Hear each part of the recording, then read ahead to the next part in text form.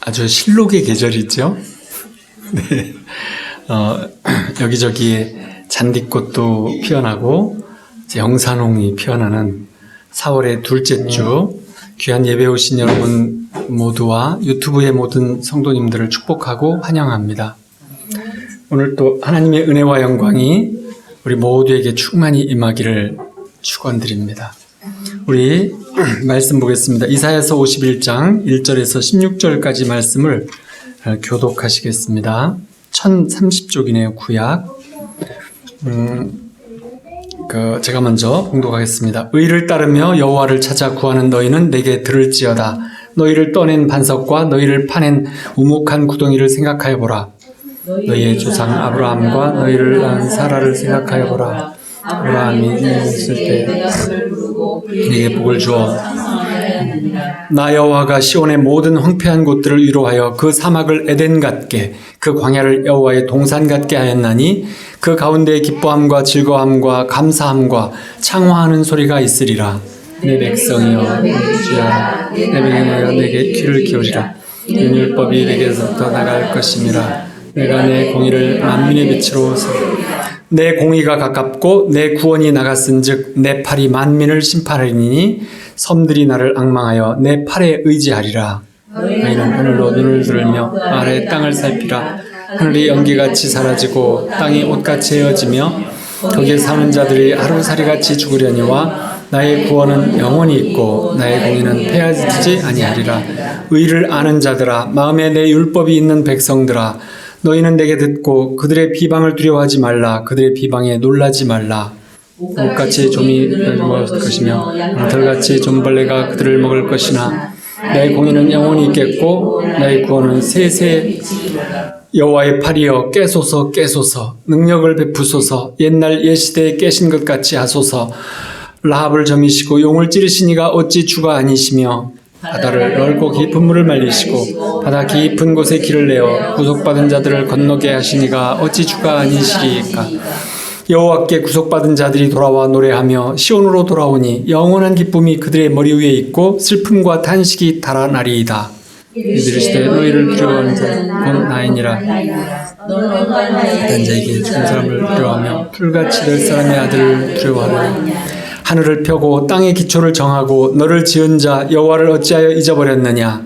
너를 멸하려고 준비하는 저 학대자의 분노를 어찌하여 항상 종일 두려워하느냐. 학대자의 분노가 어디 있느냐. 발박된 포로가 빙글 것이니 죽지도 아니할 것이요 동이로 내려가지도 아니할 것이며 그의 양식이 부족하지도 아니하리라.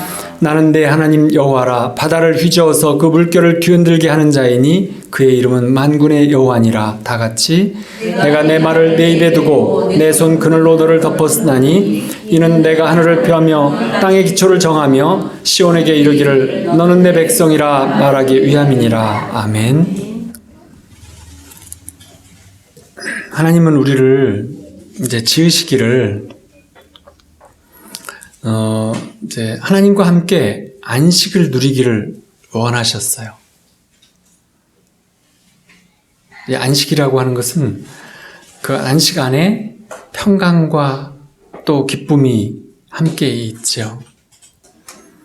그래서 하나님께 청지를 창조하실 때도 보면 이제 6일째 맨 끝에 우리 인간을 지으시고 그리고 나서 곧장 안식에 들어가셨어요. 그래서 우리는 하나님 안에서 하나님과 함께 하면서 안식하고 하나님을 경배하는, 찬양하는 것이 우리의 본분인 것이죠. 그런데 이제 이 땅에서도 그 안식의 동산을 만들으셨는데 그것이 에덴 동산이고 그리고 이제 구약의 가나안 땅이기도 하고 또 신약의 하나님 나라이기도 해요. 이것이 다 안식을 누릴 수 있는 하나님이 이 땅에서 만들어주신 어떤 시공간들이죠. 성경에서 가장 많이 나오는 단어는 무엇일까요? 사랑하라일까요? 너는 죄인이다라일까요? 뭐일까요? 평안하라일까요? 두려워하지 말라예요.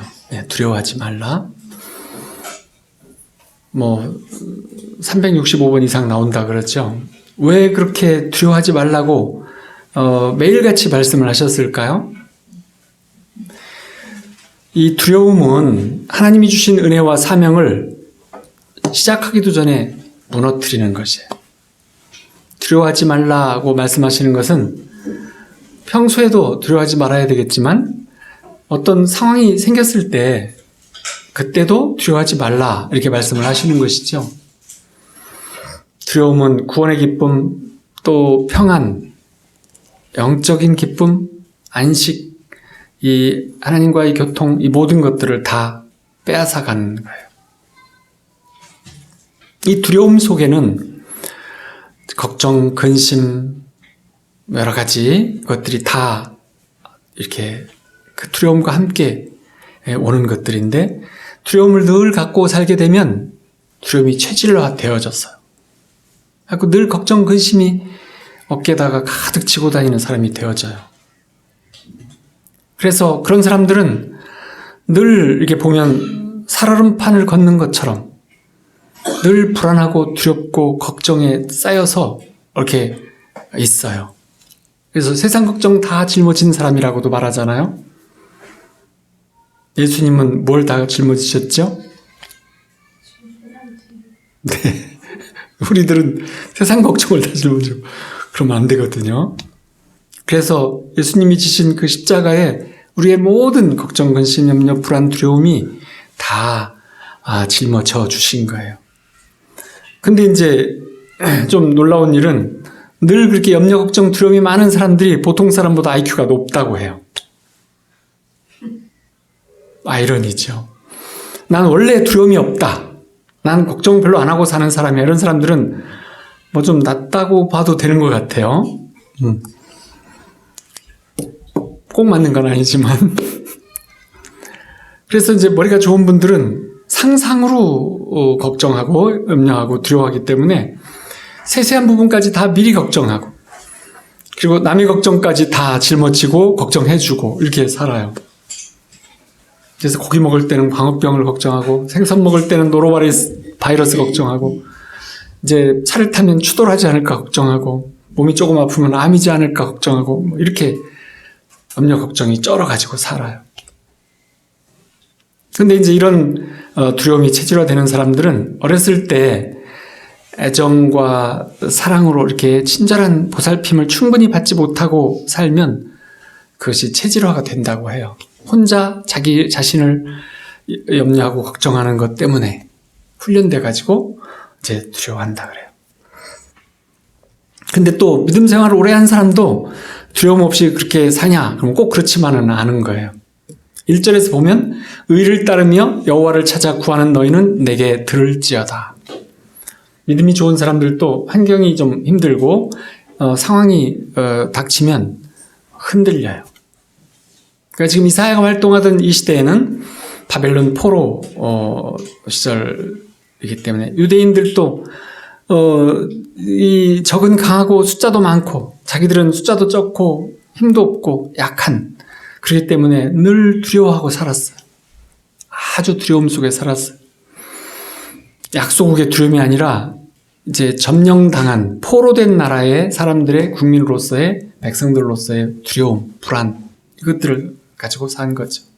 2절에서 보면 너희의 조상 아브라함과 너희를 낳은 사라를 생각하여 보라. 아브라함이 혼자 있을 때 내가 그를 부르고 그에게 복을 주어 창성하게 하였느니라. 우리가 이제 살아온 과거를 생각해 보는 일, 특별히 믿음의 사람들은 믿음의 출발을 생각해 보는 일, 믿음이 시작되었을 때 은혜와 축복을 받았던 일, 성령께서 함께 해주셨던 일, 이런 것들을 기억하고 그것을 다시 내 안에 새기는 것 굉장히 중요한 거예요. 아브라함과 사라, 여기에서 시작해서 수많은 이스라엘 나라의 백성들로 번성했는데, 아브라함이 혼자였을 때, 외롭고 초라했을 때, 아무도 없었을 때 하나님이 그를 부르셨어요. 우상 숭배가 한창이던 시기에 우상을 깎아 팔던 아버지 데라의 아들로, 그리고 75세에 하나님의 부르심을 받아가지고 먼 거리 2000km 정도 떨어진 가나안으로 그 하나님의 약속만 믿고 떠났어요. 75세 아들을 낳을 거라 약속을 들었지만 실제 낳은 것은 우리가 잘 아는 것처럼 100살이 되었을 때였죠. 근데 처음에는 한 부부가 시작했지만 이렇게 많은 이스라엘 민족의 백성들이 되었는데 그것은 너희가 잘나서 축복한 것이 아니고 축복을 받아서 잘난 사람들이 되었다는 것이에요.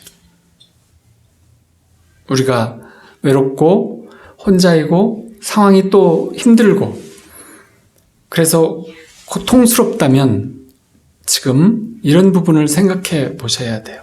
3절에 보면 나 여호와가 시온의 모든 황폐한 곳들을 위로하여 그 사막을 에덴 같게 그 광야를 여호와의 동산 같게 하였나니 그 가운데 기뻐함과 즐거움과 감사함과 찬양하는 소리가 있으리라. 이스라엘 백성들 대부분이 바벨론 포로로 잡혀갔는데 그래서 유대 땅이 아주 황폐해졌어요. 근데 왜 황폐해졌냐면 잡혀간 사람들이 좀 잘난 사람, 똑똑한 사람, 유능한 사람들은 다 잡아갔고 이제 비천하고 늙고 힘없고 능력 없는 사람들만 남겨놨어요. 그렇기 때문에 점점점 유대가 형편없는 땅이 되어졌어요. 그런데도 하나님께서 위로하셨다는 것은 이미 여호와의 손은 이 무너진 땅을 살리는 계획을 가지셨고 그것을 출발하셨다는 거예요. 그래서 결국엔 즐거움과 감사와 찬양의 합창소리가 들리게 해주신다는 거예요. 어느 정도까지 회복하느냐, 예전에 그때만큼 회복하느냐, 그것이 아니라 그보다도 더 많은 회복을 주신다는 거예요.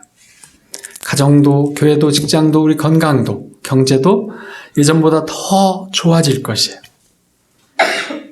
광야를 지날 때, 이런 코로나의 세월을 지날 때는 고통스럽지만 이 광야를 지나고 나면 더 좋아지게 될 것이에요. 그렇게 이 광야를 지날 때 두려움을 떨쳐야 되는데 말씀을 가까이 하고 그 말씀을 믿고 그리고 하나님 안에 안식해야 두려움이 없어져요. 성령의 임재 안에서 두려움, 걱정, 불안을 떨치고 안식과 평강과 기쁨이 임하는 것을 누려야 그렇게 되는 거죠. 우리가 한번 생각해 볼 것이 있어요. 이 에덴 동산이 안식을 하나님과 함께하는 어떤 안식의 그 천국의 모형으로서 에덴 동산을 이 땅에 주셨는데 그 에덴 동산은 이제 천국의 모형이죠. 근데 이제 그래서 가나안 땅을 들어가게 하셨어요. 이제 땅으로 하나님의 모델 모형을 만드셨어요. 하나님 나라에. 가나안 땅에 들어간 그들을 정결하게 광야를 지나면서 정결하게 했고 그렇지 않은 사람들은 다 죽게 했어요. 또 가나안에 살던 원주민들 마귀의 안에서 살던 모든 사람들도 다 죽게 하셨어요.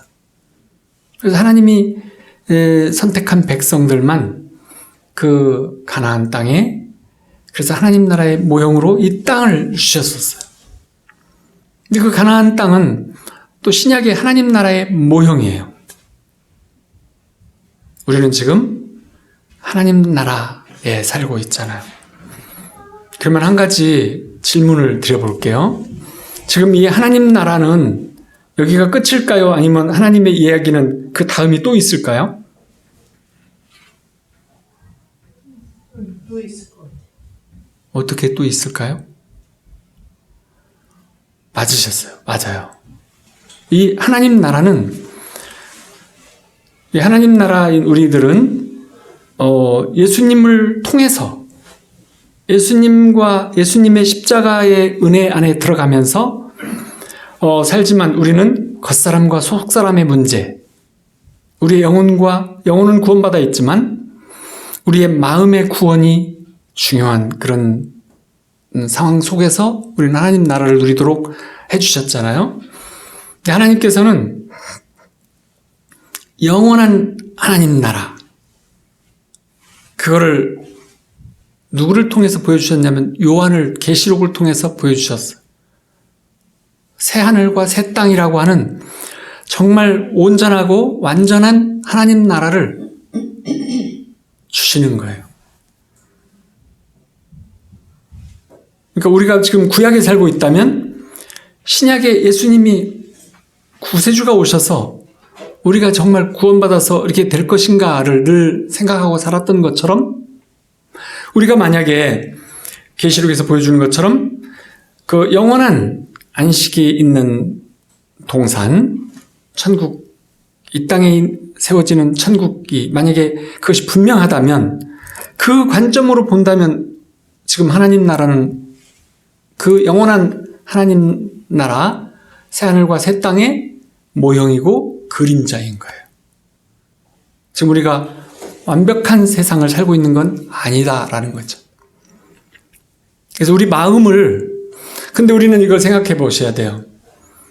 에덴에서 아담과 하와를 그들이 선악과를 먹었지만, 그렇지만 그들을 통해서 이 땅의 백성으로 주셨다가 그 후손들을 가나안으로 들어가게 하셨고, 그 가나안에 들어가는 후손 중에서 다시 다윗의 후손들에게 예수님을 또 나게 해주시면서 또 이렇게, 그래서 지금 우리 하나님 나라에서는 예수님 안에 있는 하나님의 나라의 하나님의 자녀들이 많이 영원한 새하늘과 새 땅으로 들어가게 하신다는 것을 알 수 있도록 해주신 거죠. 지금 얘가 하나가 아니라 세 번째 예를 통해서 지금 우리가 가는 거잖아요. 그러니까 분명하게 두 번의 예를 보여주신 거예요. 혹시 제 말씀이 어려울까요? 뭐 어렵지 않죠? 어렵지 않아요. 네. 자, 그러면 이제 1절 끝에 너희를 떠낸 반석과 너희를 파낸 우묵한 구덩이를 생각하여 보라. 맨 처음 우리를 지으신 것. 이 구약의 한가운데서 이사야는 예수님 안에 있는 우리, 또 이 너희를 파낸 우묵한 구덩이는 다른 번역서에 보면 채석장이라고 해요. 큰 돌 속에 작은 돌, 성전의 작은 돌과 같은 우리를 거기서 떨어져 나온 그것의 하나인 우리를 생각해 보라는 것이에요. 하나님이 선택하셔서 하나님이 지으셔서 만들어주신 바로 그 우리라는 것을 생각해 보라. 그래서 지금 너희가 바벨론이라고 하는 엄청난 그 국력이 강하고 지배자인 그 나라와 그쪽에 있는 군인들이나 어떤 제도, 압박, 서름, 이 모든 것들을 생각해 볼 때, 그래서 주눅들어서 우울해하고 힘들어하고 이렇게 하고 있지 말고 너희를 창조하셔서 에덴 동산에서부터 해왔던 은혜와 축복의 사람이었던 것, 이것을 기억하라 하시는 거예요. 그러니까 이제 우리의 적이 많고 상황이 안 좋을 때에도 마찬가지고, 객관적으로 우리가 이길 수 없는 때, 그때도 하나님 말씀만 듣고 믿으라고 하시는 거예요. 하나님의 인도하심을 분명히 믿고 안식을 누려라, 이런 말씀이시죠. 다르게 말하면 사람 말을 듣지 말라, 이런 거예요. 눈으로 보이는 바벨론과 사람들의 말들, 이제 영원한 식민국가에 같은 그런 말들을 듣지 말라는 거예요. 시편 119편 107절에 보면 나의 고난이 매우 심하오니 여호와여 주의 말씀대로 나를 살아나게 하소서. 고난이 매우 심하니, 고난이 약간 있고 문제가 있으면 우리가 뭐 여러 가지 노력하고 일을 해결하면 되지만, 고난이 매우 심할 때, 문제와 상황이 엄청날 때, 이때는 하나님의 자녀라면 말씀을 붙잡아야 합니다. 성령님 안에 안식해야 해요. 그래야 회복하고 살아날 수 있는 것이죠. 4절에 보면 내 백성이여 내게 주의하라. 내 나라여 내게 귀를 기울이라. 이는 율법이 내게서부터 나갈 것임이라. 내가 내 공의를 만민의 빛으로 세우리라. 공의, 율법, 이런 것은 하나님의 말씀을 의미하는 것이죠. 자녀들이니까 이 말씀을 들어야 하는 것이에요. 왜냐하면 하나님은 이미 놀라운 회복, 놀라운 축복을 다 준비해 두셨어요. 근데 그 회복의 역사에 참여하려면 우리는 사람의 말, 우리 눈에 보이고 귀에 들리는 어떤 것들에 대해서 관심을 끄고 오직 하나님만 집중하고 하나님 안에 거하는 것을 집중해야 하는 것입니다. 7절에 보면 의를 아는 자들아 마음에 내 율법이 있는 백성들아 너희는 내게 듣고 그들의 비방을 두려워하지 말라. 그들의 비방에 놀라지 말라. 의를 아는 예수님의 사람들, 하나님의 의를 앞세우는 믿음의 자녀들, 말씀이 마음 깊이 새겨진 사람들, 너희는 내게 듣고 세상 사람의 말과 비방을 두려워하지 말으라는 것이에요. 하나님의 백성이 아닌 사람들은 항상 말로 비방하고 말로 사람을 부서뜨려요. 특히 우리 한국인들은 말이 많고 그 중에서도 말 많은 사람을 제가 알아요. 말이 많고 또 말도 좀 사나워요. 그래서 미국에서 내가 너 죽일 거야 이런 감정적인 말만 한 것뿐인데 잡혀가는 사람들이 많이 있는데 오직 한국인들만 그 말을 하고 잡혀간다잖아요. 미국에서는 내가 너 죽일 거야 그러면 실제 죽일 걸로 간주하고 잡아 넣어버려요. 무지무지한 그 살인을 계획한 것과 같은 말인데 우리는 미우면 그냥 한번 하잖아요. 근데 너 언젠가 이렇게 한번 감정적인 말일 뿐이에요. 그냥 지금 감정이 그렇다. 근데 그런다고 하잖아요. 그래서 이제 가는 말이 험해야 오는 말이 곱다 이런 말이 있다잖아요. 광야를 지나갈 때 또 폭풍을 지나갈 때 이럴 때는 하나님 말씀을 듣거나 사람 말을 듣거나 둘 중 하나를 택해서 가야 돼요. 이걸 섞어서 듣다 보면 사람의 말도 방법도 따르고 하나님 방법도 따르고 이렇게 섞어서 듣다 보면 눈에 보이고 귀에 들리는 그리고 실제적인 현실에서 일어나는 사람들의 말, 사람들의 방식을 더 듣게 되고 더 믿게 되어지는 상황으로 가게 되어져 있어요. 하나님께서 눈을 떼면 결국 두려움이 우리를 에워싸고 그리고 미래에 대해서 두려워하고 불안해하고 걱정하도록 되어져 있어요. 그래서 정말 힘든 상황이 왔을 때 성경 말씀을 찾아서 반복해서 읽고 묵상하고 기도하면서 돌파해야 돼요. 마귀들이 힘든 우리를 공격할 때 사람이 말을 통해서 계속 공격을 해 들어와요. 생각이 정리되고 하나님의 말씀으로 무장되고 그리고 기도하는 사람은 그 가운데서도 은혜를 주세요. 사망의 음침한 골짜기를 갈지라도 은혜 속에 상을 주시면서 잔치상을 베풀어 주시는 거죠. 이사야 50장 10절에 보면 너희 중에 여호와를 경외하며 그의 종의 목소리를 청종하는 자가 누구냐? 흑암 중에 행하여 빛이 없는 자라도 여호와 이름을 의뢰하며 자기 하나님께 의지할지어다. 하나님 말씀을 붙잡고 지나면 살아서 나간다, 살아나온다는 뜻이에요. 아무리 힘들고 캄캄하고 그럴 때라도 오직 하나님 말씀만 믿고 그 안에서 기도하며 성령 안에서 기도하면서 그 폭풍이 지나가기를 기다리는 자는 살아서 나가는 거예요. 세상의 권위자들, 주변에서 영향력 있는 사람들, 이런 사람들 말을 중요시 여기고 그걸 선택하면 결국은 자기 꾀에 자기가 넘어가는 그런 상황을 맞이하게 되죠. 8절에 보면 옷같이 좀이 그들을 먹을 것이며 양털같이 좀벌레가 그들을 먹을 것이나 나의 공의는 영원히 있겠고 나의 구원은 세세에 미치리로다. 이제 좀이 그들을 먹고 양털같이 이 하나님의 백성을 함부로 공격하고 비방하는 사람들은 결국 역사에서 소리 없이 사라져요. 하나님의 자녀들을 공격하고 비방하고 그러던 세력들은 소리 없이 역사에서 사라지는 것이에요.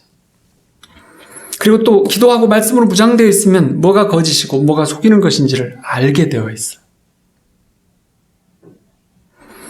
그런데 사람들 말에 귀를 기울이면 세상 방식을 주로 찾게 되면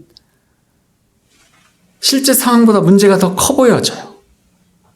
그래서 말씀에 바로 서서 기도하는 사람들은 영적 분별력이 생겨서 문제의 핵심을 정확히 보고 분별할 수 있게 돼요.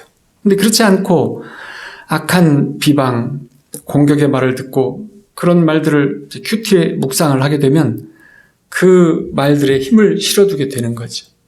마귀의 말을 묵상하면 우리는 상처받고 그리고 분노하면 안식과 평안을 빼앗기고 그리고 우리는 사람들을 판단하고 공격하는 자세를 취할 수밖에 없게 되어져요. 근데 그렇게 세상을 살면 어떻게 될까요? 베드로전서에 보면 풀은 마르고 꽃은 시드는 것처럼 그냥 사라지는 거예요. 하나님의 나라에 들어가지 못하고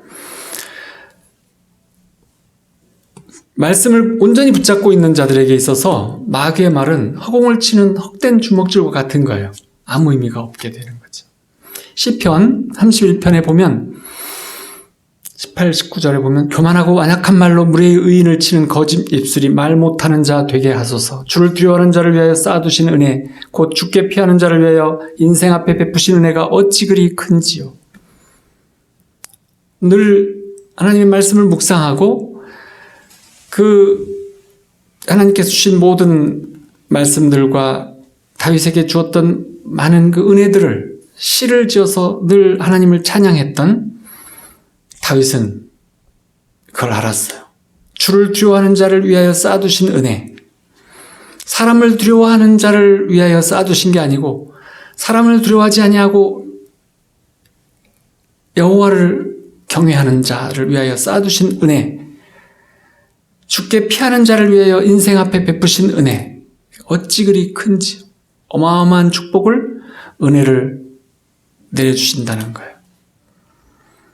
그래서 우리도 여호와를 경외하는 자를 위하여 쌓아두신 은혜가 우리에게 충만히 임하시기를 축원합니다. 12절에 보면 이르시되 너희를 위로하는 자는 나 곧 나이니라.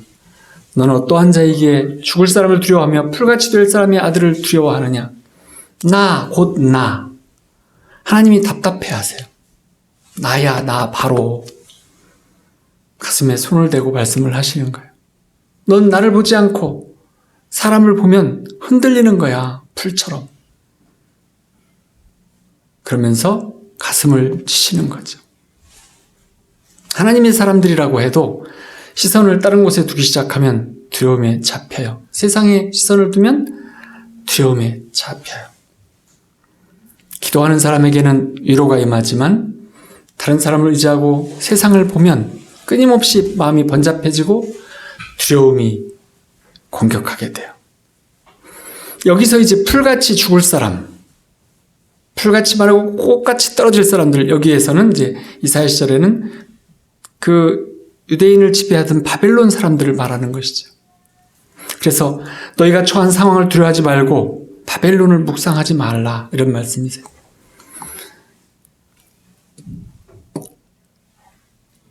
이제 이럴 때 좋은 말씀이 하나 있어요. 시편 56편 4절. 내가 하나님을 의지하고 그 말씀을 찬송하올지라.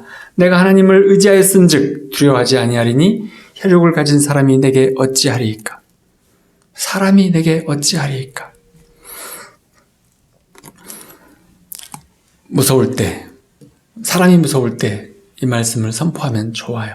13절 보면 하늘을 펴고 땅의 기초를 정하고 너를 지은 자 여호와를 어찌하여 잊어버렸느냐. 너를 멸하려고 준비한 저 학대자의 분노를 어찌하여 항상 종일 두려워하느냐. 학대자의 분노가 어디 있느냐. 어떤 사람이 성경을 막 필사하다가 빚에 쫓기고 있었는데 학대자라고 써야 되는데 빚쟁이라고 쓴 사람들이 빚쟁이의 분노가 어디 있느냐. 돈 문제처럼 자꾸 생각해서 사실은 조그만 문제인데 진짜 큰 문제로 만드는 사람들이 많이 있어요. 우리에게 닥치는 문제가 주는 진짜 문제는 뭐냐면 문제를 자꾸 생각해서 진짜 큰 문제로 만든다는 거예요. 무슨 말인지 이해되세요?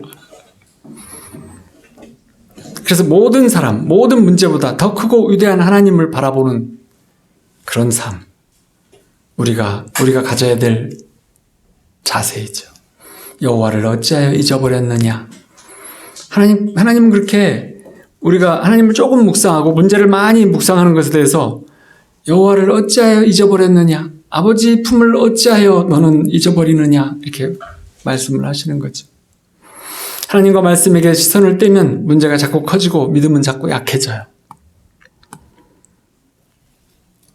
하나님을 바라보는 시간을 줄여나가면 믿음의 사람도 믿음이 줄어들어요. 베드로가 무리를 주님 말씀에 따라서 걸을 때 주님을 바라보고 잘 가다가 사나운 파도 거친 물결을 바라보자 곧 물속에 빠져들어갔다고 하는 대목 기억하시죠? 믿음을 강하게 하는 것, 그것은 예수님을 바라보는 것, 예수님 품에 안기는 것, 하나님 품에 안기는 것, 그것이죠. 다른 말로 표현하면 주님 안에 임재뿐이고 예배뿐이며 말씀과 기도뿐이고 주 안에 안식뿐인 것이에요.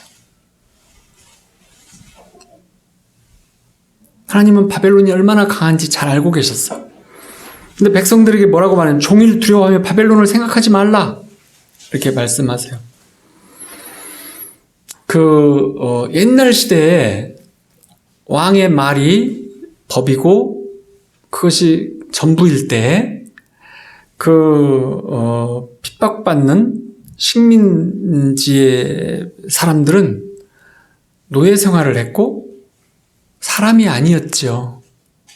그저 말 한마디에 몇백 명, 몇천 명도 일시에 다 죽음으로 가는 그야말로 그런 속에서 살 때 엄청 두려웠겠죠. 우리가 지금 생각하는 어떤 세력, 어떤 것하고 비교가 되지 않는 두렵고 아주 불안한 그런 세상 속에서도 하나님은 말씀하시기를 너 바벨론을 묵상하지 말라. 바벨론을 생각하지 말라.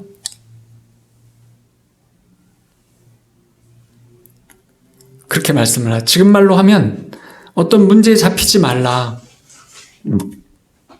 어떤 문제와 상황에 잡히지 말라. 세상의 모든 어떤 것들에 잡히지 말라.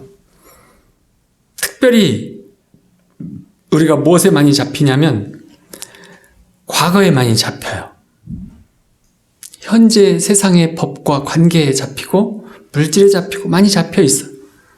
미래에 또 두려움과 불안에 잡히고 그런 것들에 잡혀 있지 말라는 것이에요.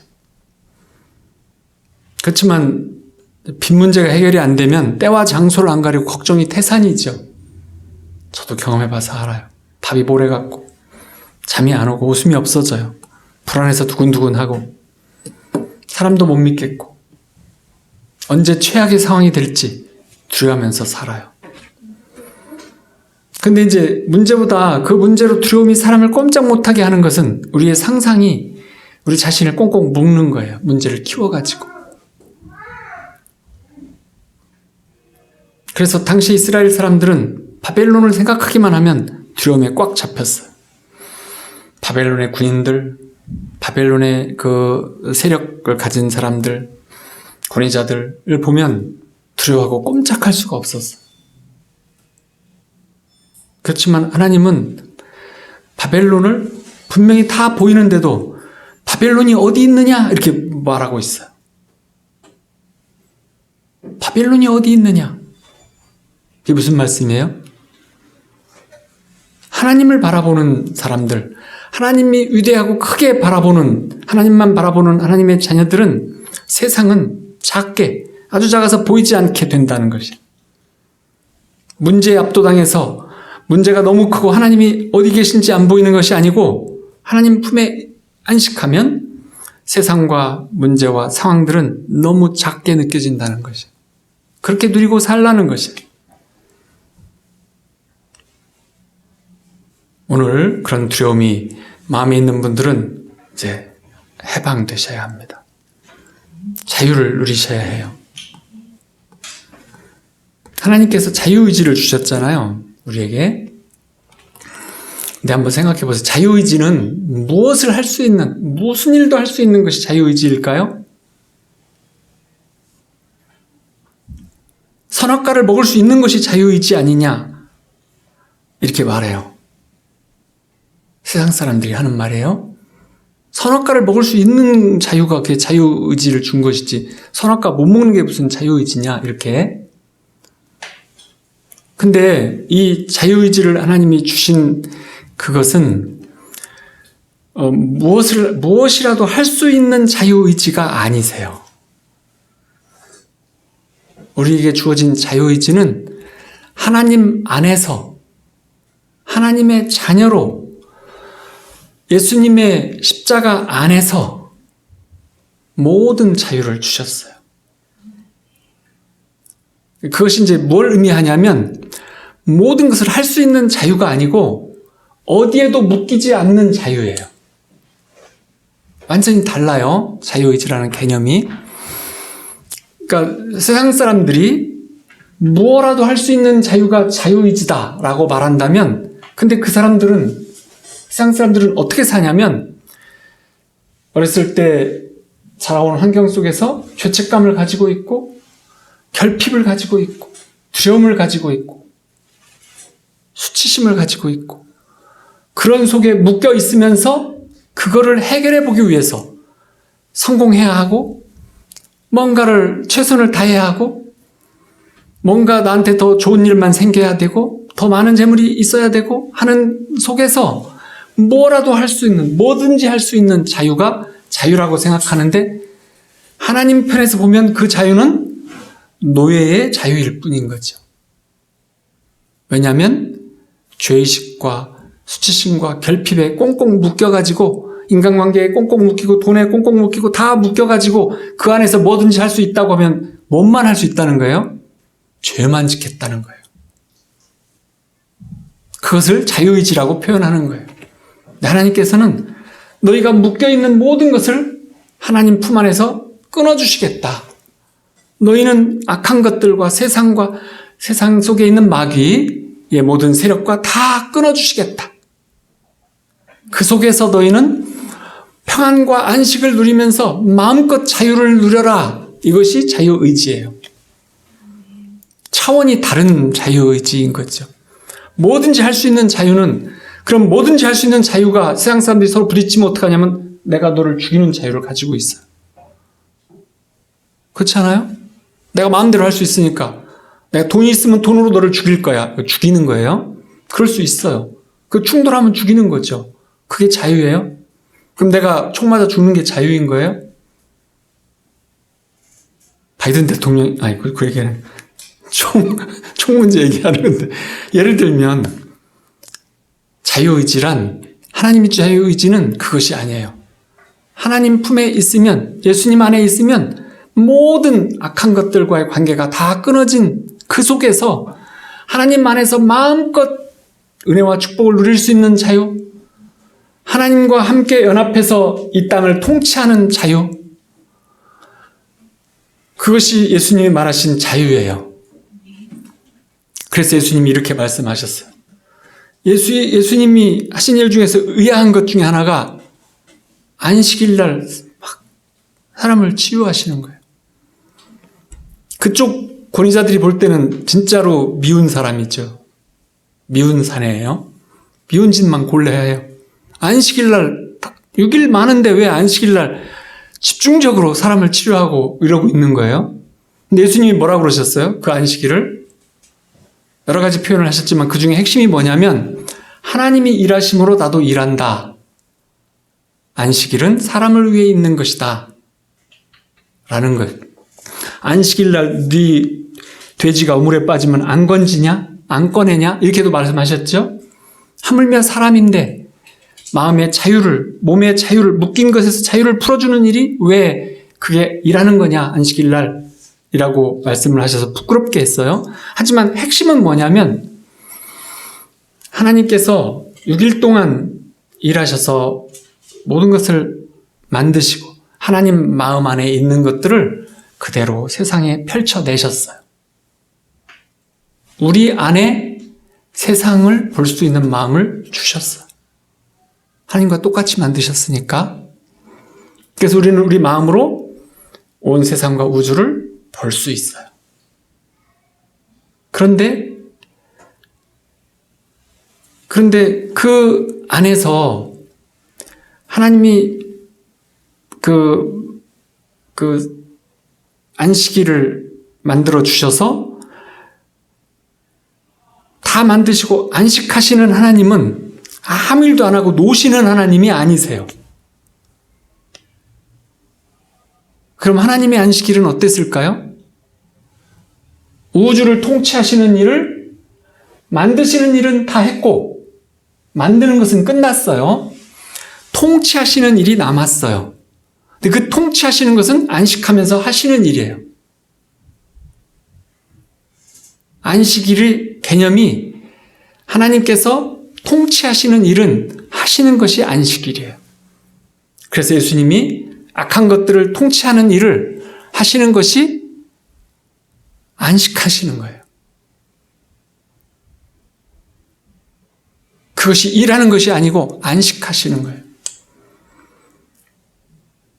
악한 것을 물리치는 것이 안식하시는 일이에요.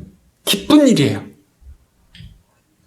하나님이 주시는 영원한 기쁨에, 우리에게 주신 가장 기쁜 기쁨에 속하는 일이 악한 것을 밟는 일이에요.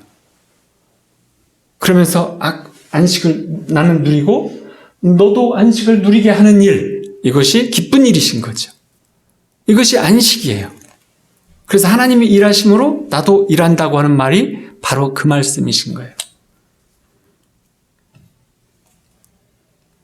그런데 이제 죄인으로서 하나님이 말한 계명적인 안식일을 지키려면 일하지 말고 다 쉬어라. 아무것도 하지 말라. 밥도 먹지 말라. 이와 같은 웃기는 말을 하는 거죠. 안식이라고 하는 구속을 주는 거잖아요. 하나님은 그렇지 않으셨어요. 어떻게 해서 알 수 있어요? 예수님이 하시는 걸 보면. 악한 것을, 이 땅을 다스리는 일, 그것은 안식하면서 하는 기쁜 일인 거예요. 기쁜 것이에요. 그거는 하나님이 하시는 일이에요. 그런 점에 대해서 이해가 되셨어요? 그래서 아무것도 안 한다. 그것은 완전히 오해의 일인 거죠. 그러면 14절에 보면 결박된 포로가 속히 놓일 것이니 죽지도 아니할 것이요 구덩이로 내려가지도 아니할 것이며 그 양식이 부족하지도 아니하리라. 우리의 모든 결박을 예수 그리스도의 보혈로 끊을 때가 이제 가까워졌어요. 당시에 그 유대인들의 걱정은 바벨론에서 해방되기 전에 굶어 죽진 않을까? 포로 생활이 끝나기 전에 그곳에서 죽으면 어떡하지? 이게 걱정거리였어요. 고향에 가지도 못하고 죽으면 어떡하지? 너무 힘들면 문제에 잡혀 세밀한 부정적인 상상이 계속 꼬리를 잡고 이어지는 거예요. 부정적 상상은 마귀가 주는 것인데 한번 잡히면 꼬리를 물고 그냥 이어져 가는 거예요. 15절에 보면 나는 내 하나님 여호와라. 바다를 휘저어서 그 물결을 뒤흔들게 하는 자이니 그의 이름은 만군의 여호와니라. 홍해를 가르는 일, 요단강을 가르는 일, 홍해를 가를 때 바다를 휘저어서 그 물결을 뒤흔들었어요. 출애굽하실 때, 할 때 이게 상식적으로는 홍해를 저 무서운 바다를 어떻게 건너가지? 이렇게 했는데 애굽의 대군을 어떻게 저걸 무너뜨리지? 그랬는데 하나님께서 하신 일은 뭐냐면 바다 자체를 뒤엎어버리시는 거예요. 그래서 이스라엘 백성은 살리고 애굽 군인은 다 수장시켜버리는, 그것이 하나님이 우리 생각을 뛰어넘으신 방법을 쓰시는 일이죠. 패러다임을 바꾸는 거예요. 우리가 수영대회를 하는데 하나님의 사람 레인은 물이 없고 뛰어도 돼요. 다른 이들 레인은 수영하는, 물속에서 수영하라고. 그럼 누가 이길 것 같아요? 시합도 아닌 거죠. 그와 비슷한 거예요. 하나님께서는 우리를 구하실 때에 이 세상이 그대로 돌아가지 아니하면 아마 이 땅의 환경을 다 바꿔서라도 구원을 하시는 거예요. 그래서 어떻게 구원하신다고 했어요? 계시록에 보면 휴거로, 이 땅에서 볼 수 없는 방법으로 우리를 구원하셔서 영원한 안식의 동산을 만드시겠다라는 거예요. 9절에 보면 여호와의 팔이여 깨소서 깨소서 능력을 베푸소서 옛날 예시대에 깨신 것 같이 하소서. 여호와의 팔이라고 말하는 능력을 의미하는 거죠. 여호와의 팔은 능력이에요. 하나님은 주무시지도 않는 분인 줄 알면서 왜 기도해야 될까요? 절박하고 답답한 사람들은 기도해야 돼요.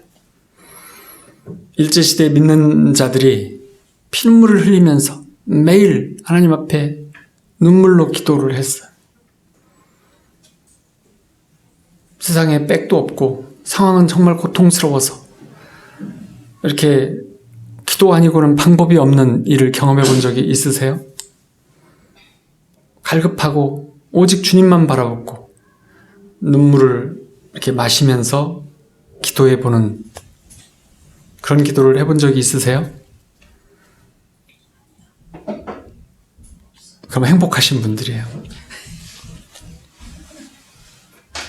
인간이 가장 행복은 하나님과 함께 하면서 안식하면서 그러면서 하나님을 경배하는 그리고 그러면서 이 땅을 다스리는 것이 가장 행복한 일인 거예요.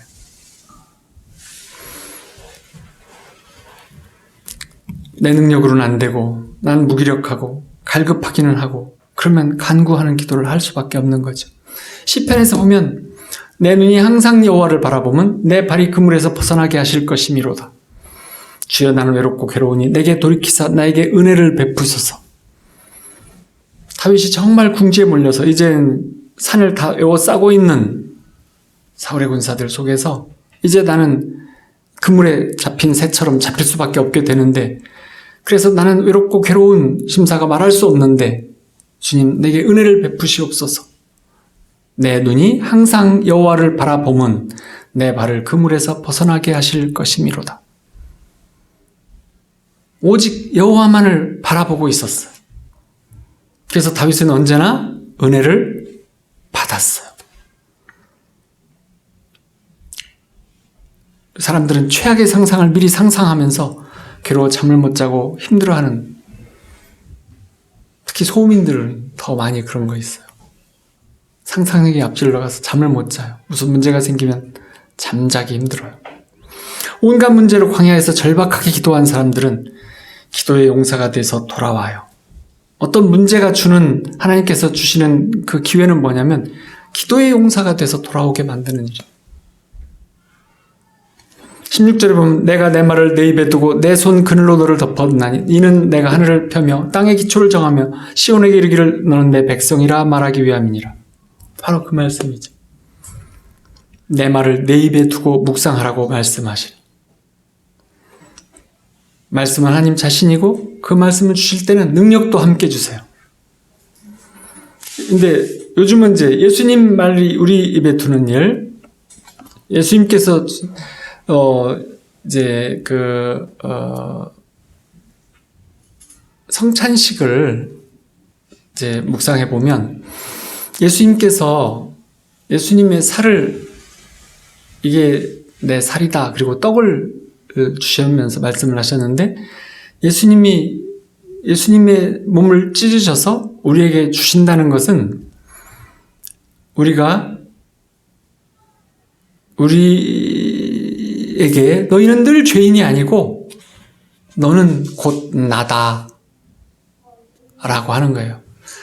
하나님께서 보시는 하나님의 아들이신 예수님은 하나님의 마음을 너무나 잘 아셨기 때문에 우리가 지은 많은 죄들과 우리의 속성, 우리가 묶여있는 여러 가지 모든 것들에 꼼짝할 수 없는 이것을 아시고 그것에서 그 모든 것들을 다 예수님이 짊어지시고 대속해 주시면서 이제 너희는 죄인이 아니고 너희는 나와 똑같은 사람이다.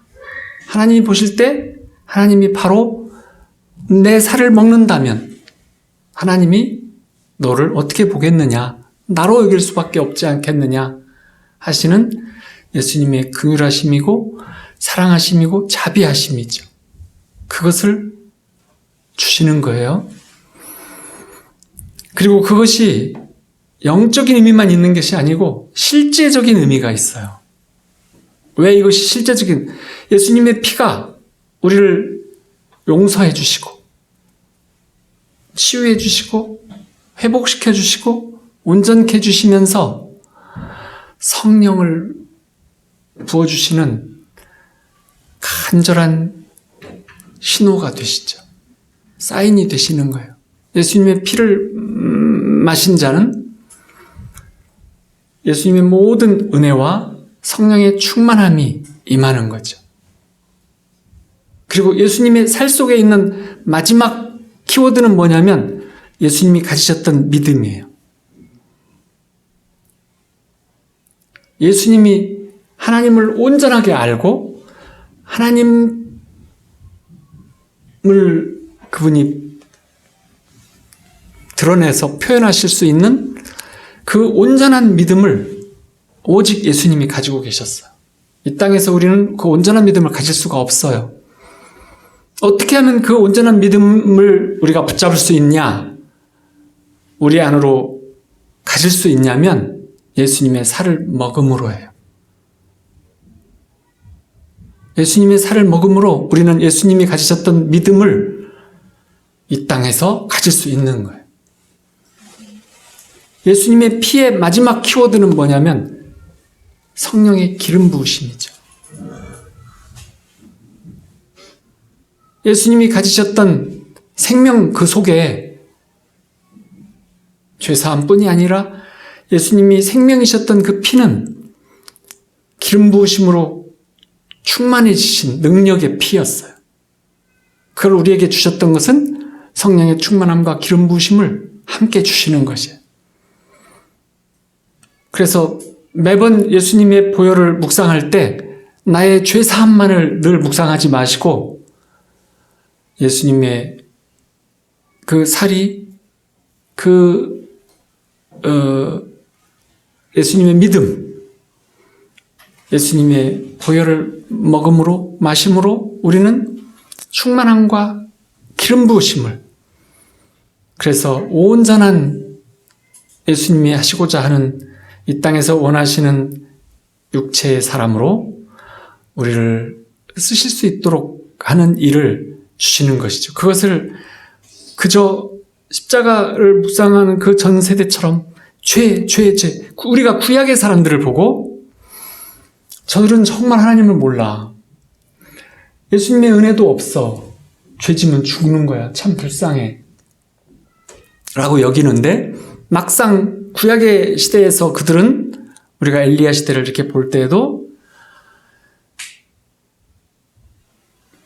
하나님의 사자도 귀했지만 구세주가 이 땅에 오실 거라고 하는 믿음 안에서 우리는 그저 하나님을 믿고 율법을 지킴으로써 천국에 갈 수 있다는 소망으로 살았어요.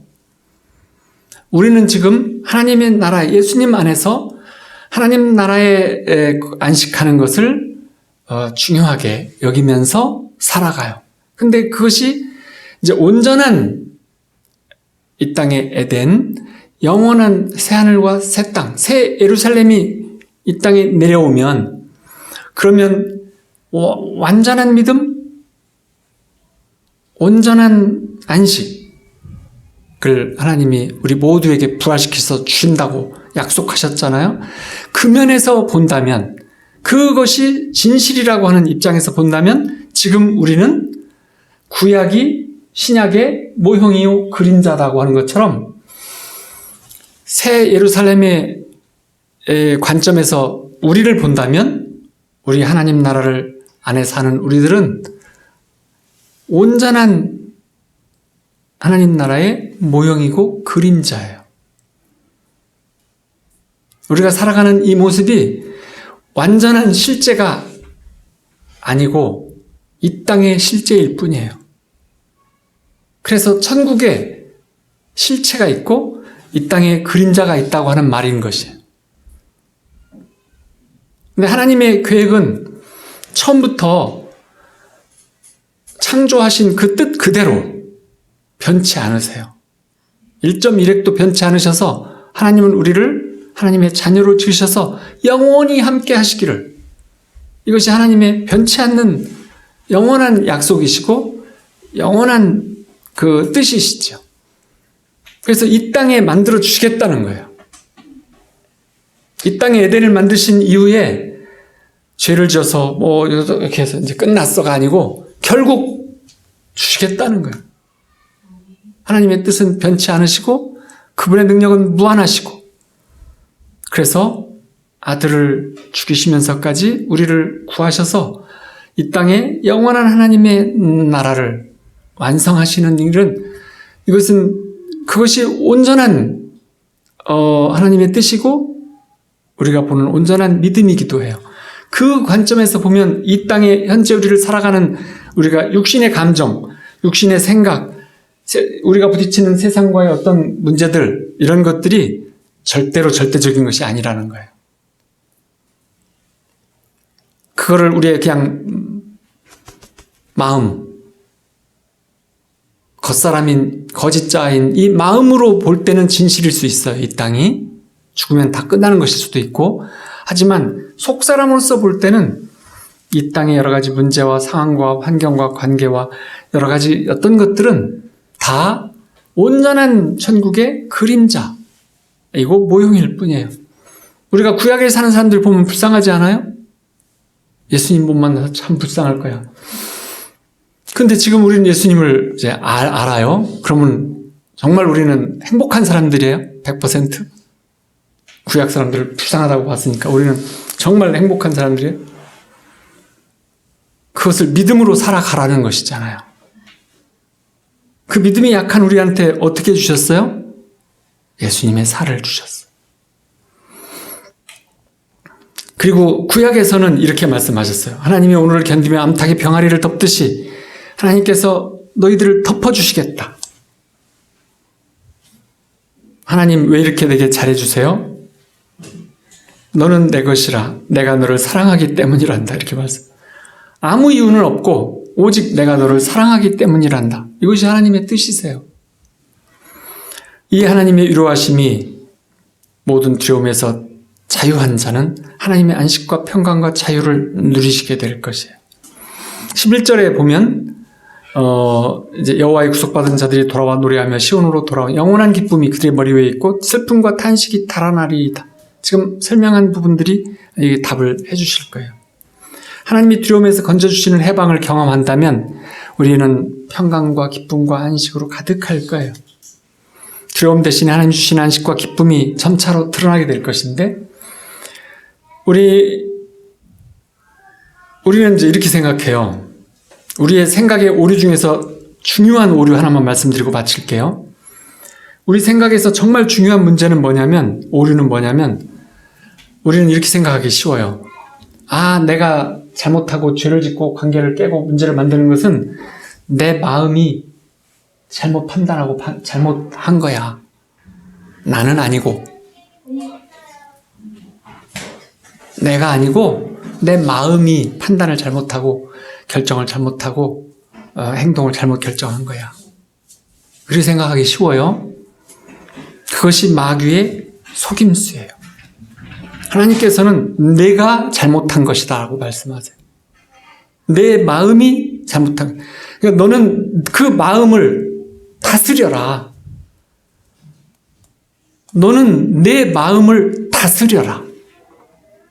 그래서 그 마음이 죄를 지어서 내가 죄 짓는 데서 벗어나라 라고 하시는 것이 하나님의 말씀이시고, 마귀는 너는 잘못이 없어. 네가 마음을 잠깐 잘못 먹었기 때문이야. 내가 왜 그런 일을 했는지 몰라. 그때 내가 미쳤었나 봐. 이렇게 말하라고 하는 거예요. 그것은 마귀가 하는 것이에요. 하나님은 내 마음을 통치하지 못하는 그것이 죄다. 너는 자유의지를 정확하게 해석을 해서 하나님 안에서 하나님과의 관계 속에서 성령 안에서 할 수 있는 모든 것, 세상을 통치하는 일, 그것에 주눅들어서 이만큼밖에 통치 못하지 말고 세상의 모든 악한 것은 다 통치해버릴 수 있는 그 일을 용감하게 하고, 그리고 너희는 선악과를 먹지 말고 선악과 먹은 것을 알고 회개해서 무조건 용서하고 무조건 사랑하고 무조건 자비를 베푸는 삶을 살아라. 이것이 하나님의 말씀이신 거예요. 거기에 무조건이라고 들어가는 거예요. 선악과를 먹으면 무조건이 절대 될 수 없어요. 왜냐하면 보여요. 잘잘못이. 이쁘고 미운 것이 보이고 잘잘못이 보이고 악하고 잘한 것이 다 보이는데 어떻게 해요? 여러분들이 부모는 판단하기 어렵죠. 다 옳다고 여겨주려고 하는 상황이 많잖아요. 세상적인 관계에서는 그것이 맞아요. 여러분들의 자녀는 어때요? 영적인 눈으로 보면 부모나 자녀가 같아요. 근데 여러분들이 자녀는 어떻게 봐요? 냉철하게 선악과를 많이 먹은 마음으로 보잖아요. 너 동생한테 잘못했자. 정확하게 알잖아요. 그렇죠? 잘못했지. 잘못했잖아. 네, 엄마. 이렇게 되잖아요. 예? 정확하게 또 판단해요, 애기도. 그렇게 하지 말라는 거예요. 염려, 걱정, 두려움, 불안, 마귀가 집어넣는 아주 우리를 꼼짝 못하게 하는 이 땅에서의 가장 악한 수단이죠. 여러분들이 나는 많은 믿음이 적을 때 이단이라고 하는 것에 대해서 굉장히 두려워했어요. 이단 무서운 거야. 성경과 다른 것은 이단이야. 이단 이거 참. 진짜 이단이 뭔지 아세요? 두려움이 이단이에요. 이단보다 더 무서워요. 이단은 별거 아니에요. 하나님을 추구한다면, 예수님을 인정한다면 이단은 그래도 별거 아니에요.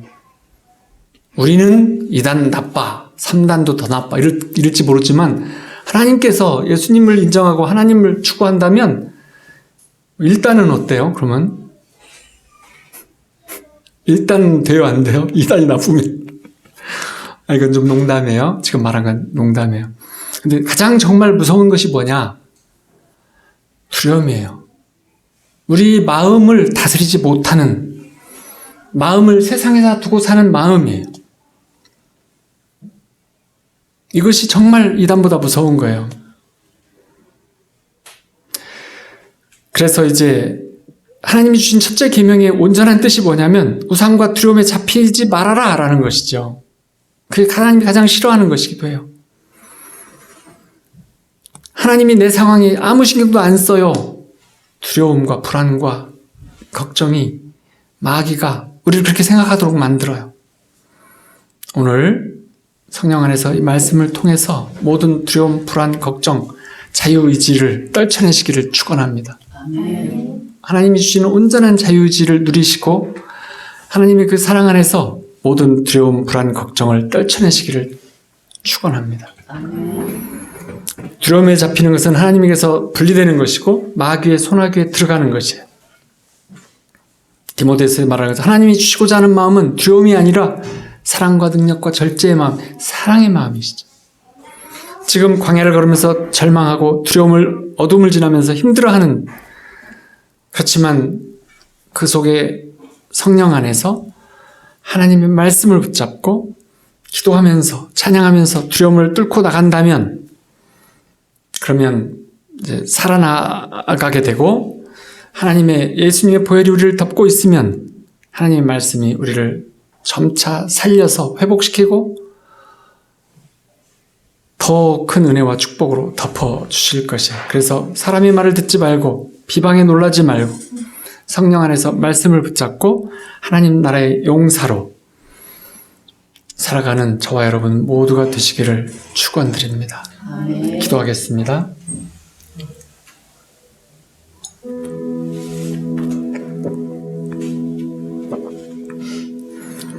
사랑하는 아버지 하나님, 오늘 은혜 위에 은혜